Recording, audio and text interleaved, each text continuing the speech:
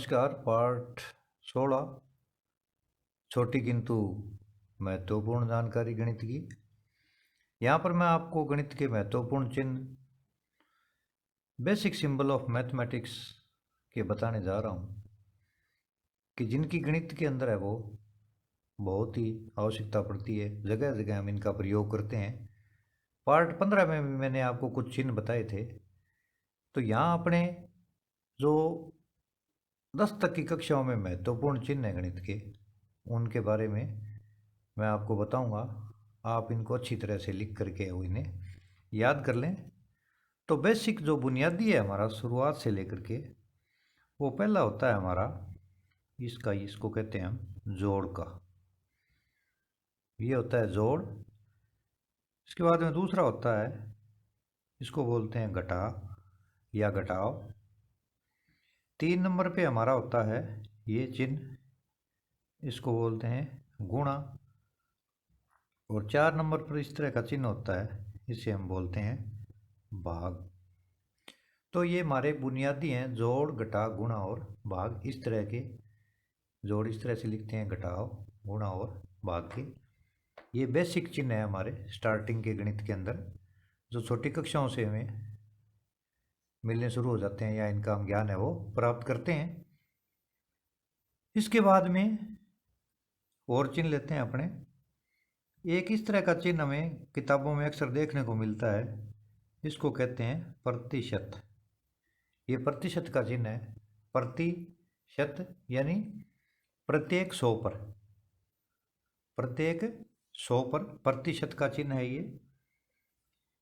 इसके बाद में एक चिन्ह लेते हैं हम इस तरह से, 2 डॉट ऊपर और एक नीचे, इसको बोलते हैं चूंकि।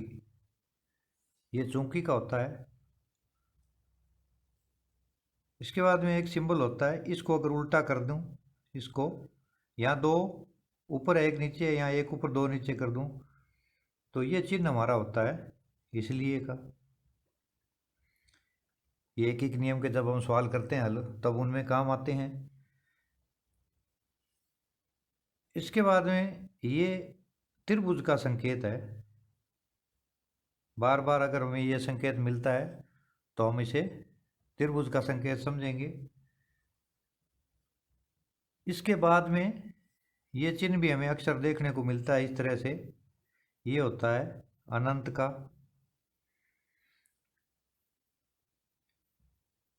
फिर इसके बाद में ये चिन्ह, इसको बोलते हैं हम पाई।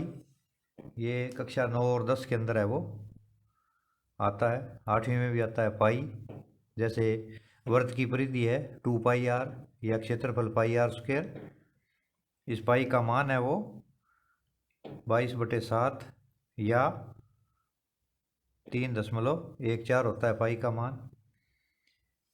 इसके बाद में एक हमारा ऐसे होता है, छोटी सी ऐसे बिंदी, छोटी सी बिंदी, इसको हम बोलते हैं अंश या डिग्री।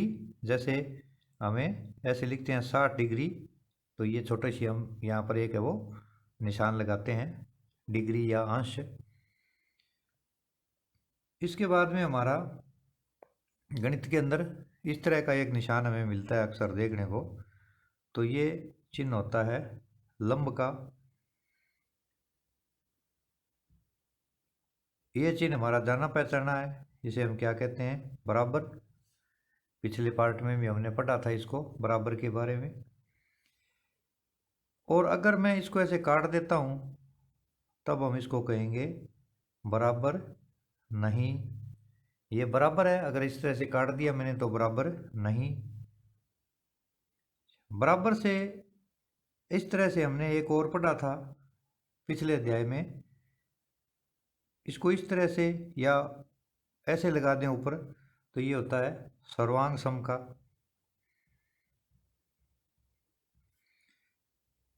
और अगर मैं ऐसे सीधा लगा देता हूँ एक चिन्ह ऐसे, तो ये होगा समरूप का। तो ये हमारा सर्वांग सम हो गया, ये समरूप हो गया। और अगर मैं इसको ऐसे कर देता हूँ तब हम इसको कहेंगे समरूप नहीं।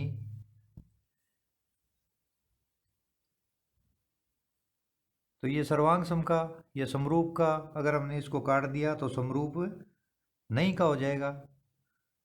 ये बराबर, इसको ऐसे काट दिया तो बराबर नहीं का। और पिछले अध्याय में ये पढ़ा था, ये किसका था, अनुपात का, हमें याद है। और अगर मैं इस तरह से दो ऊपर और दो नीचे लगा देता हूँ तो ये हो जाएगा समानुपात का चिन्ह।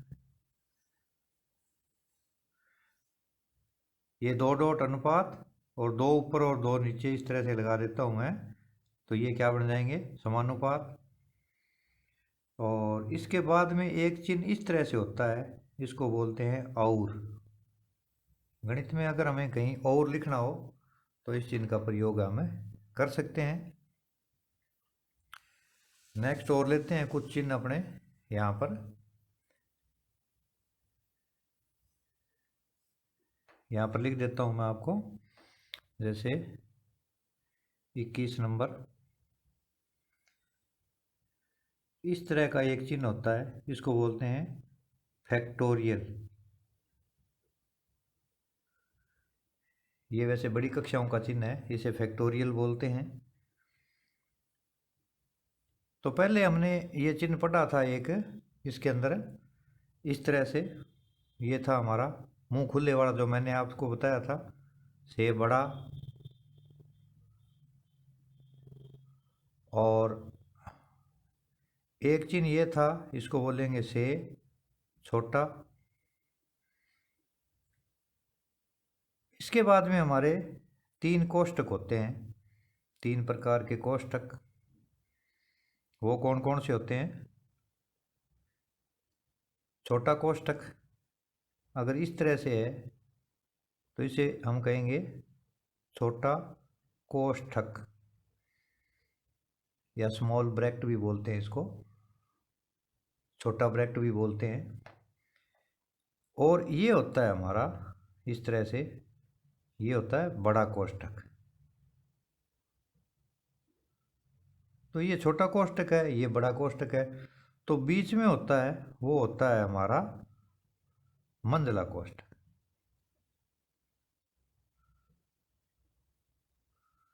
यानी ये छोटा, ये बड़ा, और बीच वाला क्या हो गया, मंझला कोष्ठक। तो तीन हमारे ये कोष्ठक हो गए। और एक हमारा चिन्ह इस तरह से होता है, अगर थोड़ा सा कि ऐसे कर दूं मैं इसको, तो ये होता है लगभग का। अगर पूरी लाइन है तो वो तो होती है बराबर, और अगर इस तरह से है तो हम इसे कहेंगे कि ये लगभग बराबर है। एक चिन्ह हमारा होता है इस तरह से, ये लाइन, इसको हम बोलेंगे प्रति। जैसे हम समय लिखते हैं प्रति सेकंड या प्रति घंटा।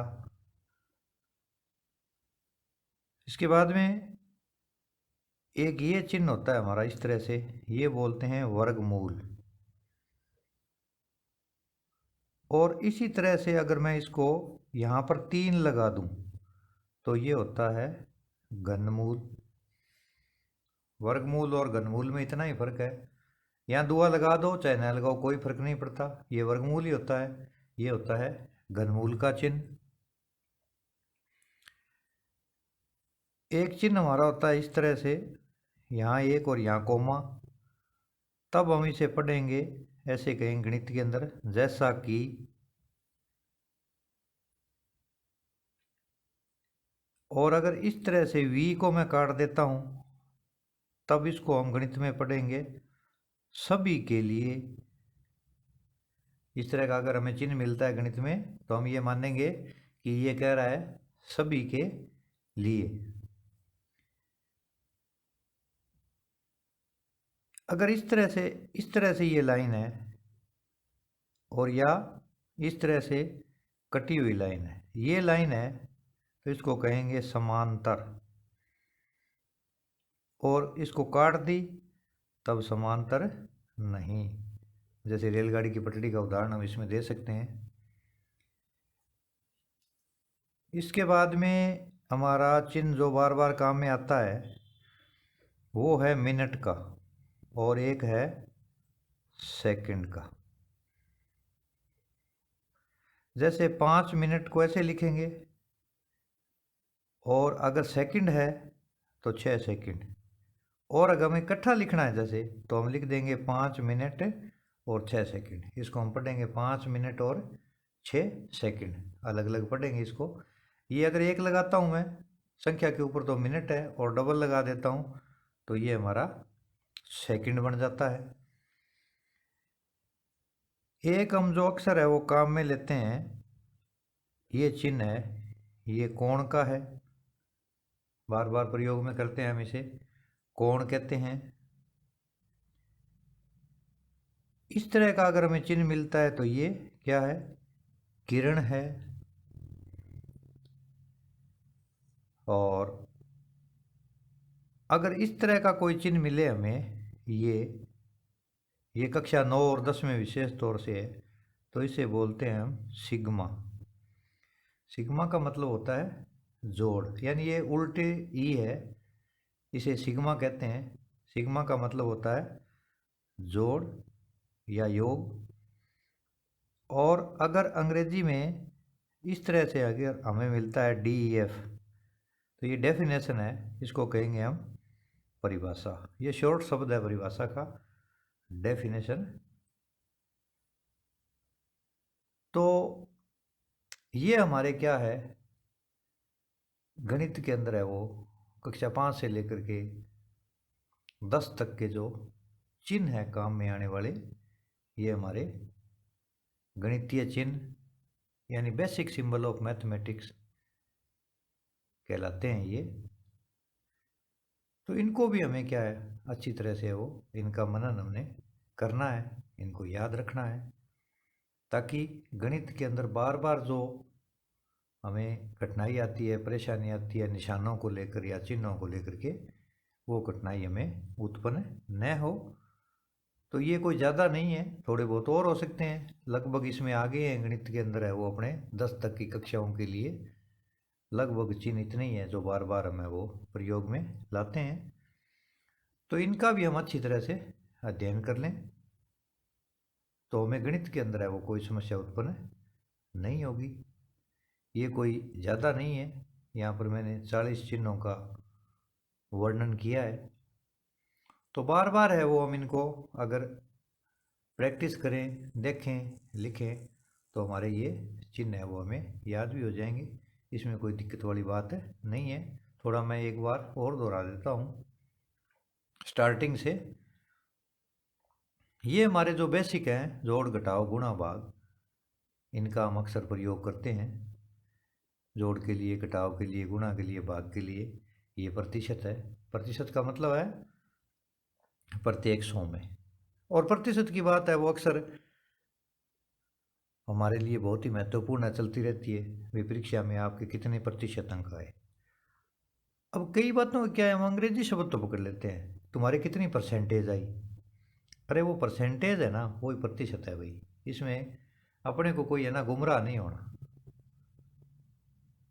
वो परसेंटेज है ना, जो बोलते हैं ना कितना परसेंट नंबर आया तेरा, वो परसेंटेज ही प्रतिशत है। ये जो दो निशान है, ये एक एक नियम के जब हम सवाल करते हैं तो इसको चूंकि बोलते हैं, चूंकि। ये शुद्ध नाम इसका है चूंकि, चूंकि शुद्ध नाम इसका क्या है, चूंकि है, चूंकि की छोटी चूंकि, चाय के ऊपर चूं के ऊपर बिंदी, चूंकि। और इसको मैं उल्टा कर देता हूं तो ये बन जाएगा। इसलिए ये त्रिभुज का चिन्ह है, ये अनंत का चिन्ह है। ये पाई है जो वर्त की परिधि और क्षेत्रफल में काम देती है। पाई का मान भी हमें याद होना चाहिए, 22/7 या 3.14। ये डिग्री है कोण में, 90 डिग्री, 60 डिग्री, 70 डिग्री, 360 डिग्री। जैसे यहाँ पर है, हमें याद रखना चाहिए त्रिभुज के तीनों कोणों का योग कितना होता है, 180 डिग्री। और चतुर्भुज के चारों कोणों का योग 360 डिग्री होता है। ये निशान है लंब का, ये बराबर का है, जाना पहचाना हमें। बराबर का मतलब ये दोनों लाइनें भी बराबर ही होनी चाहिए। अगर मैं इसको खड़ी लाइन से काट देता हूँ ऐसे, तो ये बराबर नहीं, ये सर्वांग सम का, ये समरूप, ये समरूप नहीं का। ये 2 डॉट हैं ऐसे, तो ये अनुपात। और अगर 4 कर देता हूँ मैं ऐसे डॉट, तो ये समानुपात, और ये उल्टी वी है, ये और का, और इसको और चिन्ह बोलते हैं यहाँ पर। इसके बाद में ये आगे की 11वीं-12वीं कक्षाओं के लिए है फैक्टोरियल। ये हमारा जाना पहचाना है, से बड़ा से छोटा। ये 3 कोष्टक होते हैं, छोटा, मंझला और बड़ा कोष्टक बोलते हैं इनको। अंग्रेजी में हम बार बार प्रयोग करते हैं इनको, ब्रैकेट भी कहते हैं, ब्रैकेट या कोष्टक। अंग्रेजी में इनका नाम ब्रैकेट है, ज़्यादातर हमारे ज़बान पे ब्रैकेट रटा हुआ है, तो ये हिंदी में इनका नाम कोष्टक है। और इस तरह से हो तो ये लगभग बराबर नहीं है, ये बराबर में लाइनें दोनों एक जैसी होती है, इसमें थोड़ी सी हिली हुई है, तो ये लगभग है, ये प्रति या प्रति मिनट। जैसे हमारा मोटरसाइकिल क्या एवरेज देता है, 1 लीटर में कितना चलता है, प्रति घंटे स्पीड क्या है, प्रति मिनट क्या है, प्रति सेकंड क्या है। और ये 2 चिन्ह है हमारे जाने पहचाने हैं, ये वर्गमूल का है, ये घनमूल का है। वर्गमूल का मतलब क्या होता है कि वर्गमूल के अंदर जितनी भी संख्याएं हैं, जैसे यहाँ 2 गुणा 2 है और मैं इसको हटाऊंगा तो बाहर 2 आ जाएगा। वर्गमूल को अंडर रूट भी बोलते हैं, स्क्वायर रूट भी बोलते हैं, वर्गमूल है ये। और इसी के मैं अगर यहाँ तिया लगा दूँ तो घनमूल। घनमूल का अभिप्राय यहाँ ये है कि इसमें तो 2 गुणा 2 है तो 2 बार आएगा, और इसमें अगर 2 गुणा 2 गुणा 2 3 बार है तब 2 बार आएगा। यानी इसमें जोड़े में 2 होते हैं, इसमें जोड़े में 3 लेते हैं। अंदर अगर 3 संख्याएं एक जैसी है तो ये हट करके वो एक संख्या बाहर आ जाएगी। अगर डॉट के नीचे ये कोमा है तो इसको बोलेंगे जैसा कि। ये है वी को अगर ऐसे काट देता हूँ मैं तो सभी के लिए, ये समांतर के लिए। अगर ऐसे काट दिया तो समांतर नहीं के लिए। इसके बाद में अगर 5 के ऊपर 1 लाइन है तो 5 मिनट है, अगर 2 लाइन है तो सेकंड है। तो ये जैसे 56 नहीं है, ये इसको अगर समय में मैं पढ़ता हूँ तो ये है 5 मिनट और 6 सेकंड।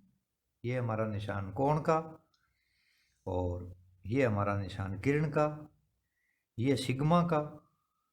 जैसे 9th क्लास में होता है सिग्मा एफ एक्स या सिग्मा एफ, यानी ऊपर वाली चीज़ों का जोड़ करना, ये सिग्मा उल्टा ई है ये। और डी ई एफ ये अंग्रेजी में है डेफिनेशन, इसको क्या बोलते हैं, परिभाषा बोलते हैं। तो ये हमारे कुछ विशेष महत्वपूर्ण गणितीय चिन्ह है।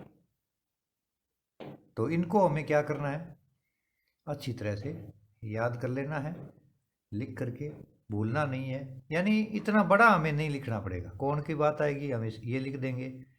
ये इतना बड़ा शब्द लिखने की ज़रूरत नहीं है, सर्वांग सम लिखने की ज़रूरत नहीं है, ये निशान लगा देंगे। समरूप के लिए इतना ही है, अनुपात के लिए ये निशान है, समानुपात के लिए ये है, किरण के लिए इस तरह से दर्शा देंगे, कोण के लिए ये दर्शा देंगे। यहाँ हमें क्या है, ये मिनट लिखने की ज़रूरत नहीं है, यहाँ 5 के ऊपर ऐसे लगा देंगे तो ये बन जाएगा 5 मिनट और ये बन गया 6 सेकंड। तो गणित के अंदर है वो गणितीय चिन्हों का, सिंबल का बहुत ही महत्वपूर्ण योगदान है। इनके बिना गणित है वो अधूरा है। तो बार बार हमें चिन्हों की दिक्कत नहीं आई, तो एक बार से अच्छी तरह से इन चिन्हों को देख करके, लिख करके और इनका रिवीजन कर लें और याद कर लें, तो गणित के अंदर क्या है, बहुत ज़्यादा चिन्ह नहीं है। जिस तरह से संस्कृत में, अंग्रेजी में, हिंदी में हम शब्द अर्थ याद करते हैं, उसी तरह से गणित के अंदर भी क्या है, शब्द और अर्थ होते हैं। शब्दों के गणितीय चिन्ह होते हैं और शब्दों के अर्थ भी होते हैं। तो उनको हमें वो चित्रों के द्वारा या अन्य के द्वारा आसानी से वो समझ सकते हैं और उनका हम अध्ययन कर सकते हैं। इसमें आगे मैं थोड़ा सा आपको 2 क्रम है वो भी बता देता हूँ। एक है हमारा आरोही क्रम और दूसरा है हमारा अवरोही क्रम।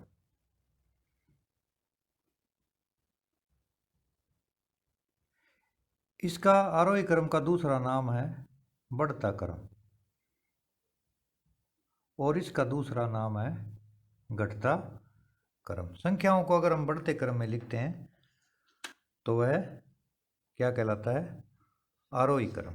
जैसे 9, 15, 18, 27, 40, 100। तो ये संख्याएं बड़ी होती जा रही है, तो ये हमारा कहलाता है आरोही क्रम। और इन्हीं का मैं अगर अवरोही क्रम में मैं लिखूं, तब मैं क्या लिखूंगा? सबसे पहले 100 लिख दूंगा, उसके बाद में 40, फिर 27, फिर 18, फिर 15, फिर 9। तो ये है हमारा घटता क्रम, इसे हम कहते हैं अवरोही क्रम। बढ़ते क्रम को आरोही क्रम, घटते क्रम को अवरोही क्रम। तो ये भी हमें वो अच्छी तरह से हमारे याद होने चाहिए।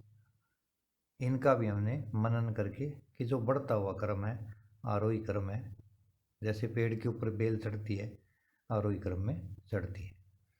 तो आरोही और अवरोही शब्द का भी हमें वो अच्छी तरह से ज्ञान होना चाहिए, इसका भी हमने अध्ययन है वो अच्छी तरह से कर लेना चाहिए। तो इसमें सबसे महत्वपूर्ण क्या है कि हम गणित को अगर घरेलू जिंदगी से जोड़ते हैं तो हमें इसका बहुत फायदा होता है। अक्सर क्या है, हम ये शब्द घर पर यूज करते हैं, जैसे औसत। अब एकदम से आपको औसत के लिए कह दिया जाए ना, तो कहते पता नहीं औसत क्या होता है। और हम अंग्रेजी में इसका नाम लेते हैं, सभी विद्यार्थी जानते हैं कि आपका मोटरसाइकिल कितनी एवरेज देता है। हम एवरेज शब्द से बिल्कुल परिचित हैं, मोटरसाइकिल की एवरेज कितनी है। अंग्रेजी जानते हैं हम एवरेज, परंतु हिंदी वाला औसत है, उसमें हमें थोड़ा सा कंफ्यूज होते हैं। कंफ्यूज नहीं होना है। ये औसत शब्द है, हम घर में हर बार सुनते रहते हैं कि औसत वर्षा कितनी हुई, हमारे खेत में औसत गेहूं कितनी हुई। औसतन या औसत ये एवरेज ही है भाई, तो इसको भी हमें याद रखना है। जैसे एक ये शब्द है लाभ हानि, ये हमारे भी चिरपरिचित शब्द हैं। हमें फायदा या घाटा, लाभ या हानि कब होती है, किस प्रकार होती है, तो इन शब्दों को भी अगर हम आपस में चर्चा करें, घरेलू जिंदगी से जोड़ें, तो हमें आसानी से पता इन शब्दों के बारे में लग सकता है। इसी तरह से शब्द है क्रय मूल्य और विक्रय मूल्य। क्रय मूल्य क्या होता है? क्रय करना, अपनी तरफ खींचना, अपनी तरफ लाना। क्रय शक्ति, विक्रय शक्ति, क्रय मूल्य, यानी वस्तु के खरीदने के मूल्य को क्रय मूल्य कहते हैं और बेचने के मूल्य को विक्रय मूल्य कहते हैं। इन्हीं के आधार पर क्या है वो लाभ और हानि होती है। अभी हमने जैसे कहा था प्रतिशत, यानी प्रत्येक 100 पर, ये प्रत्येक 100 पर चलता है। अंग्रेजी हमें याद है परीक्षा में हमारे कितने परसेंटेज आई,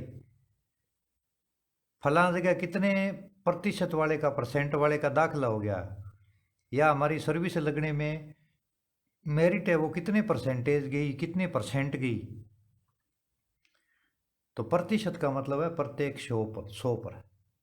शतक, तेंदुलकर ने शतक लगाया, तो प्रत्येक 100 पर हमें ये याद रखना है। प्रतिशत, क्रय मूल्य, विक्रय मूल्य, लाभ हानि, औसत, परिमाप, मापना। अब परिमाप शब्द से हम,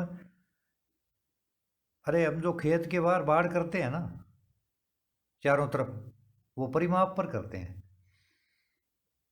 खेत में चारों तरफ हमने बाड़ करनी है ताकि आवारा पशु न खाए, तो वो परिमाप है।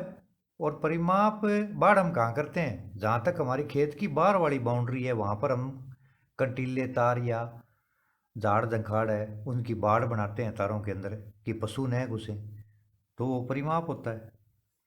और एक शब्द आता है हमारा क्षेत्रफल। अब खेत के अंदर जो फसल बीजी हुई है वो कहाँ पर बीजी हुई है? उस बाड़ के अंदर, तो वो क्षेत्रफल हो गया। इसके बाद में भी हमारे और भी है, आगे के पार्टों में चर्चा करेंगे।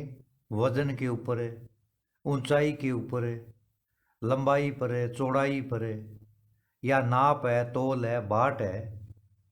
हम आटे की चक्की पर अक्सर गेहूं पिसाने जाते हैं, तो हमें क्या है, जितना हमारे आसपास गांव में, पर्यावरण में, चारों तरफ इतना गणित भरा पड़ा है कि थोड़ा सा एक बार उसको हम समझने लग गए, फिर हमें कोई दिक्कत आने वाली नहीं है। थोड़ा सा ध्यान देने वाली बात है इसके ऊपर, तो थोड़ा सा ध्यान दें, गणित को समझने का प्रयास करें। और एक बार गणित में समझ आने के बाद इसमें रट्टा नहीं चलेगा भाई, गणित के अंदर रट्टा नहीं चलता, रटना नहीं है, गणित को रटना नहीं है, इसे याद रखें भाई। गणित को रटना नहीं है, हमें गणित को अपने घरेलू जिंदगी से, अपने गांव से, आसपास से, पर्यावरण से, स्कूल से, खेत से, खलिहान से, यानी उठने से लेकर सोने तक हम गणित का प्रयोग करते हैं सबसे ज़्यादा। हर जगह गणित है। अरे हम जो श्वसन क्रिया करते हैं ना, वो भी गणित ही है। एक सांस लेते हैं, दूसरी छोड़ते हैं। कोई भी जो चीज़ है गिनने योग्य है, घटाने योग्य है, गुणा करने योग्य है, भाग है, नाप है, माप है, आकार है, लंबाई है, चौड़ाई है, सबकी गणना है वो गणित के अंदर ही होती है। रटना नहीं, क्या करना है, समझना है।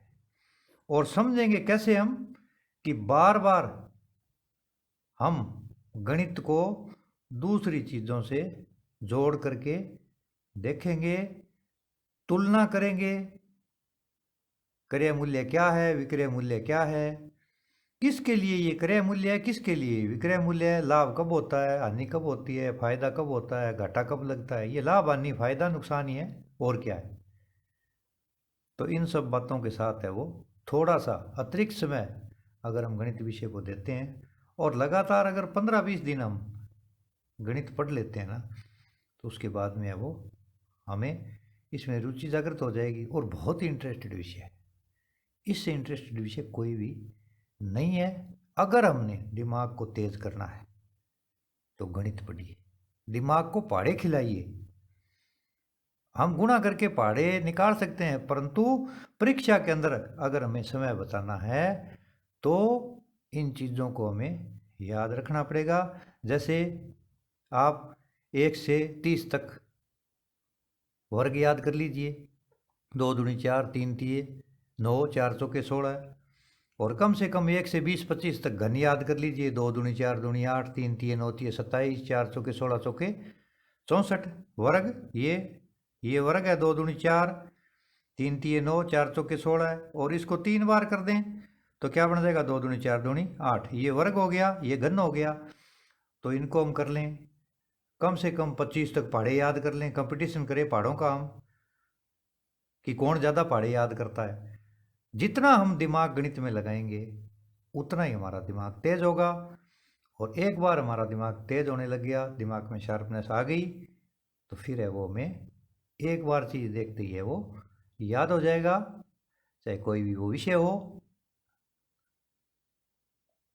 ज़्यादा हमें मेहनत करने की आवश्यकता नहीं पड़ेगी। हम समझने का प्रयास करें, रटने का नहीं करें। चाहे वैसे तो कोई भी विषय हो, अगर हम समझते हैं तो उसका हमें फ़ायदा ज़्यादा मिलता है, और अगर हम रटने का प्रयास करते हैं तो हम कितना रटेंगे, किताबों की किताबें भरी पड़ी है, हम ज़्यादा रट नहीं सकते। अगर हम समझ लेंगे तो हमें रटने की आवश्यकता नहीं पड़ेगी। इसी के साथ आज का ये टॉपिक यहीं समाप्त होता है। धन्यवाद।